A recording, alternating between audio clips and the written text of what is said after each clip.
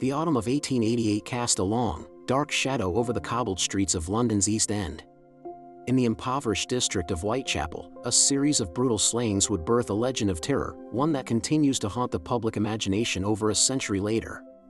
The perpetrator, known only by his chilling moniker, Jack the Ripper, was never caught. His reign of fear was short but savage, creating a media frenzy and a police investigation that would become infamous for its failures. Today, we revisit this grim chapter in history.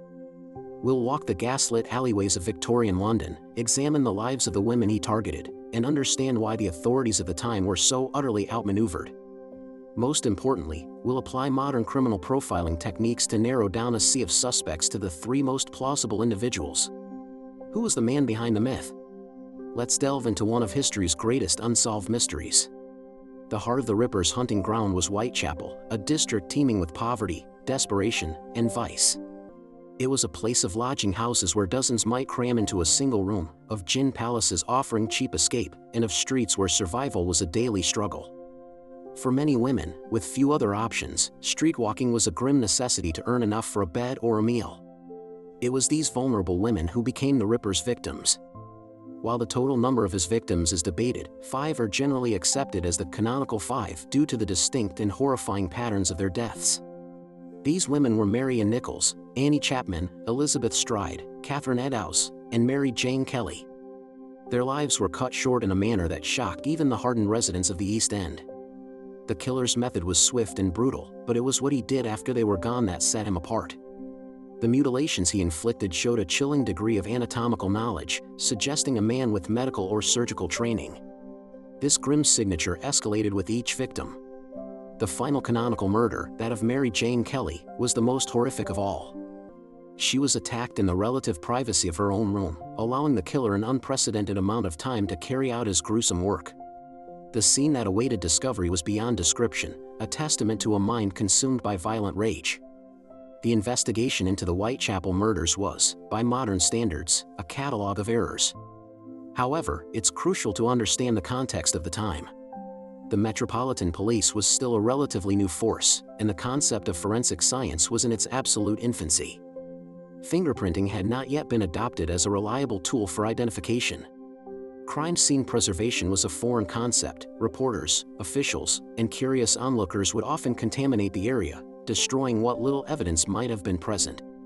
Police photography was rudimentary, and the idea of collecting trace evidence like fibers or hair was unheard of. The police were overwhelmed by the sheer scale and horror of the crimes. They conducted thousands of interviews and followed up on countless leads, most of which led to dead ends. The public, whipped into a frenzy by sensationalist newspaper reports, offered tips and accusations that only added to the confusion.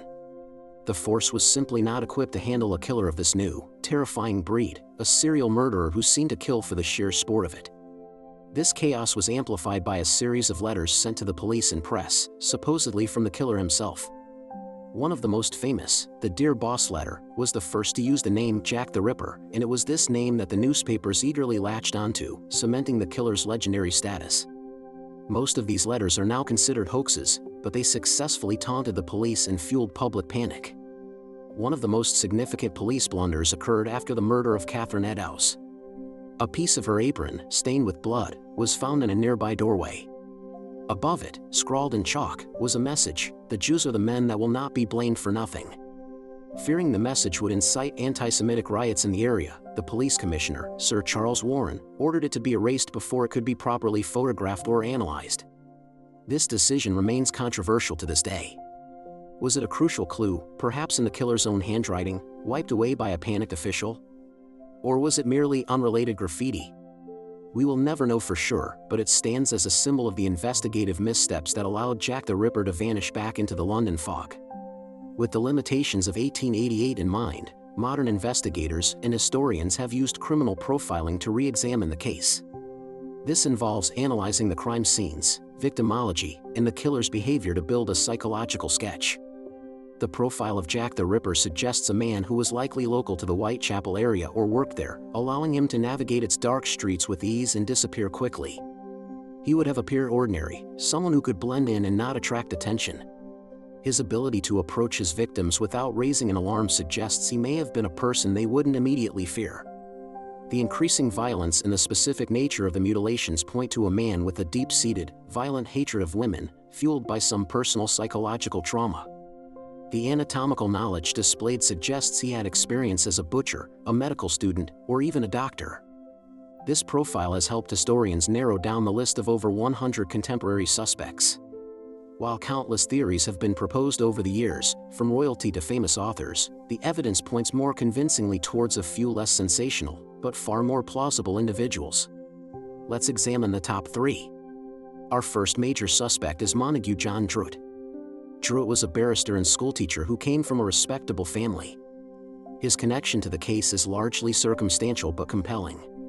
He vanished shortly after the murder of Mary Jane Kelly, the last of the canonical 5 victims. His body was found floating in the River Thames several weeks later, in December 1888. The timing is striking. The murders stopped precisely when he disappeared. His own family suspected him of being the Ripper, believing he was sexually insane. Notes found on his body indicated he was suffering from a severe mental breakdown, fearing he was going to end up like his mother, who had been institutionalized for depression and paranoia. Druitt lived in Kent, miles from Whitechapel, which at first seems to weaken his case. However, his chambers were in the heart of London, a short train ride from the East End. As an educated man, he fits the profile of someone with the intelligence to evade capture. The theory goes that his escalating mental illness culminated in the Whitechapel murders, and his final act was to take his own life, ending the reign of terror. The lack of direct evidence is a problem, but the timing of his death makes him a perennial and strong suspect. Next, we have Soren Klusowski, better known by his alias, George Chapman. Chapman was a Polish immigrant who worked as a barber surgeon in Whitechapel during the time of the murders. He fits the geographical profile perfectly, and his profession gave him a degree of anatomical knowledge. Chapman wasn't just a suspect in theory, he was a convicted serial killer. Years after the Ripper murders, he was found guilty of poisoning 3 of his successive common law wives. When he was finally arrested, Inspector Frederick Aberline, one of the lead investigators on the original Ripper case, reportedly remarked, "You've got Jack the Ripper at last." The argument against Chapman is his method. Why would a man who used a blade with such savage ferocity in 1888 switch to a quiet, methodical poisoner a few years later? While a change in a killer's method is rare, it's not impossible. Perhaps the immense police pressure and public outcry forced him to adopt a less conspicuous form of murder. Chapman was a known misogynist, violent and cruel to the women in his life. He had the location, the means, and the proven capacity for murder. Our third and perhaps most compelling suspect is Aaron Kosminski. Like Chapman, Kosminski was a Polish immigrant living in the heart of Whitechapel. He worked as a hairdresser, placing him right in the middle of the community where the attacks occurred. He suffered from severe mental illness, experiencing auditory hallucinations and a paranoid fear of other people, particularly women. What makes Kosminski stand out is the testimony of Chief Constable Sir Melville Macnaghten. In an internal police memorandum written in 1894, Macnaghten named 3 top suspects, and Kosminski was one of them. He described Kosminski as having a great hatred of women and strong homicidal tendencies. He also noted that Kosminski was identified by a witness who saw him with one of the victims, but the witness, also being of the same heritage, refused to testify against a fellow countryman. Kosminski's mental state deteriorated rapidly after 1888. He was institutionalized in 1891 and remained in asylums for the rest of his life. Crucially, the murders stopped around the time his family began to have him confined due to his increasingly erratic and violent behavior. He fits the psychological profile of the Ripper, a local man, a loner, mentally disturbed, and filled with a rage directed at women. While definitive proof remains elusive, many Ripperologists consider Aaron Kosminski to be the most likely identity of the Whitechapel murderer. Over 130 years have passed, and the identity of Jack the Ripper remains one of history's most compelling unsolved cases. The combination of a terrifying, shadowy figure, a bungled police investigation, and the grim atmosphere of Victorian London has created a legend that endures. While we may never know for certain who he was, modern profiling and historical analysis have moved us beyond wild speculation. Suspects like Druitt, Chapman, and Kosminski provide a chillingly plausible face to the phantom who terrorized the East End. The mystery is not just about a killer, but about a time, a place, and the vulnerable lives that were lost in the shadows. What do you think?